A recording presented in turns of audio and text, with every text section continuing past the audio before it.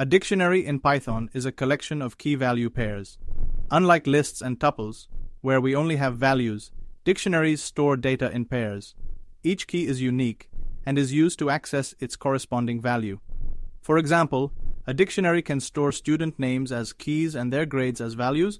With a for loop, we can go through each key, each value, or both.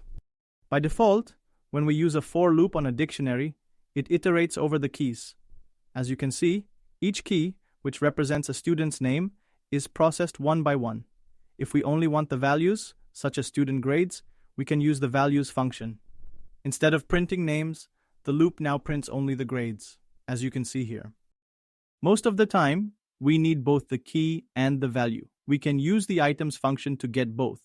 The loop automatically unpacks each pair, so we can access both the key and the value at the same time. Sometimes, we may need to check if a key is in the dictionary before looping through it.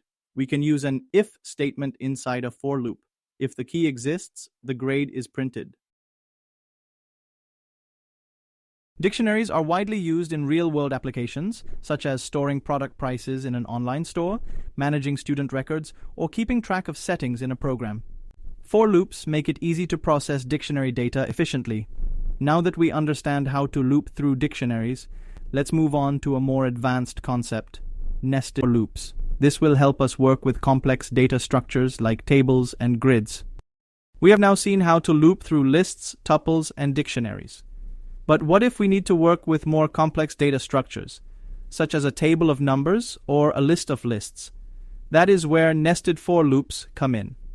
A nested loop is a loop inside another loop. The outer loop runs first, and for each iteration of the outer loop, the inner loop runs completely. This is useful when working with grids, tables, or combinations of values. Let's start with a simple example.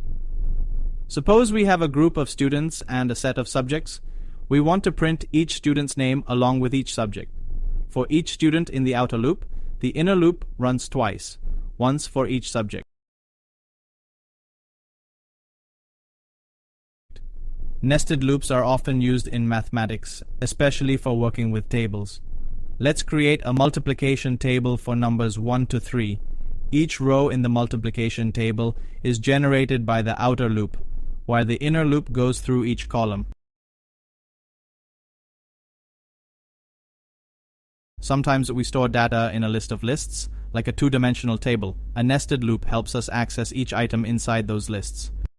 The outer loop picks one row at a time, and the inner loop prints each number in that row. Nested loops are powerful tools used in many real-world applications. They help process multidimensional data, such as tables, images, and game grids. However, they can be slow if used incorrectly, so it is important to use them efficiently. So far, we have seen how for loops work, including nested loops. But sometimes, we do not want a loop to go through all the items in a sequence. Instead, we might want to stop the loop early when we meet a certain condition. That is where the break statement comes in. The break statement immediately exits the loop, skipping any remaining iterations. This is useful when searching for something or stopping a process early. Let's say we are searching for a specific number in a list. As soon as we find it, we want to stop the loop. The loop stops immediately after finding 4, even though more numbers exist in the list. The break statement is not limited to lists. It works with range loops as well. As soon as the loop reaches 5, it stops. Break is even more useful in nested loops. It only stops the innermost loop where it is placed. Each inner loop stops when j equals 2, but the outer loop continues running. Imagine searching for a name in a contact list. Once we find the name, we do not need to check the rest. Instead of checking all names, the loop stops once it finds Charlie. Using break can make your loops more efficient. Instead of running through every item, it stops as soon as the job is done. This saves time and resources, especially in large data sets. We just learned how the break statement helps us exit a loop early. Now let's look at another important control statement. Continue. Unlike break, which stops the loop completely, continue skips the current iteration and moves to the next one. This is useful when we want to ignore certain values but still continue looping. Let's say we want to print numbers from 1 to 5 but skip number 3. The number 3 is skipped, but the loop continues for the remaining numbers. Let's use continue to print only odd numbers from 1 to 10. Whenever the number is even, the continue statement skips that iteration. We can also use continue with strings. Let's say we have a word, and we want to print every letter except the letter O. The letter O is skipped. If you are an engineering or bachelor's degree student, these are common concepts that can be used to solve exam problems. Understanding these can be very helpful for cracking these questions in your exams. Let's see an example with nested loops. Imagine a table where we want to skip printing the number 2 in each row. Each inner loop skips the number 2 but continues with the other numbers. Imagine processing student scores but skipping missing or negative values. The negative score is skipped. The continue statement helps us control which data is processed while keeping the loop running. It is useful when working with lists, filtering data, or ignoring specific conditions.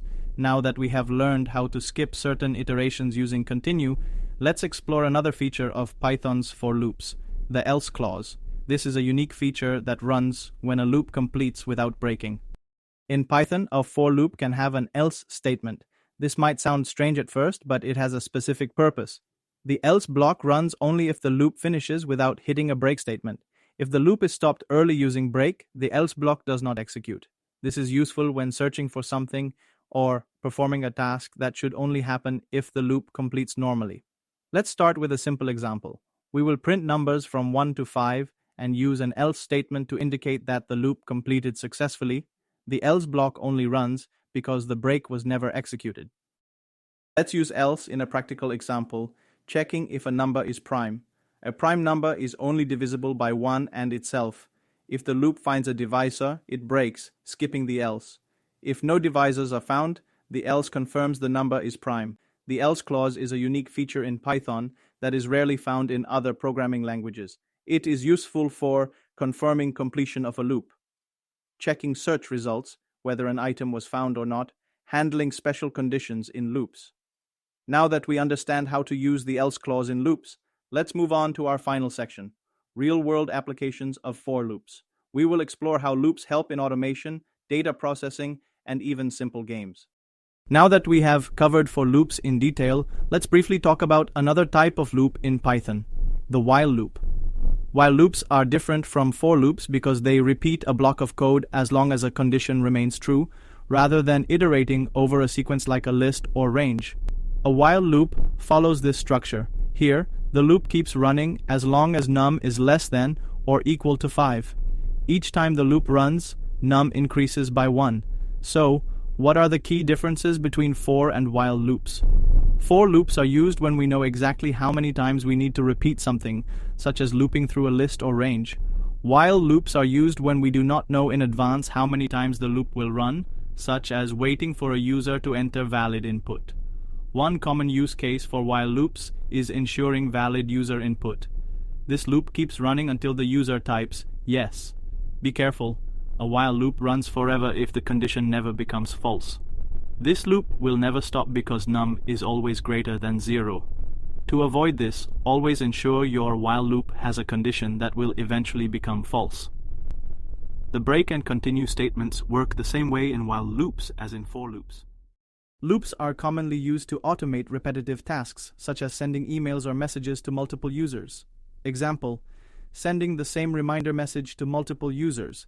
Instead of manually writing separate print statements, the loop handles it for us. Loops are often used to process large datasets. For example, let's say we have a list of sales amounts, and we need to calculate the total sales.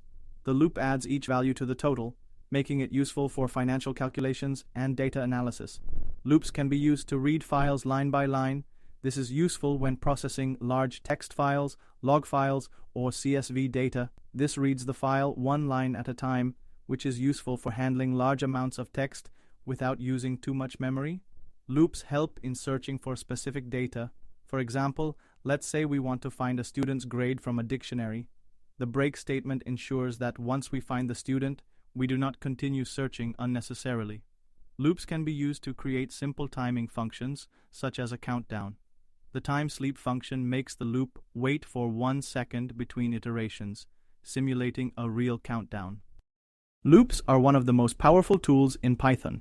They help with automating repetitive tasks, processing large datasets efficiently, reading and analyzing text files, searching for specific values in data, creating timers and simulations. Whether you are building a simple program or a complex AI system, for loops are an essential part of Python programming. Congratulations! You have now mastered loops in Python. We started with the basics, learned how to use range, explored break and continue, understood the else clause, and finally saw real-world applications. The best way to get better at using for loops is to practice. Try writing your own loops to automate tasks or process data. Thank you for watching, and keep coding.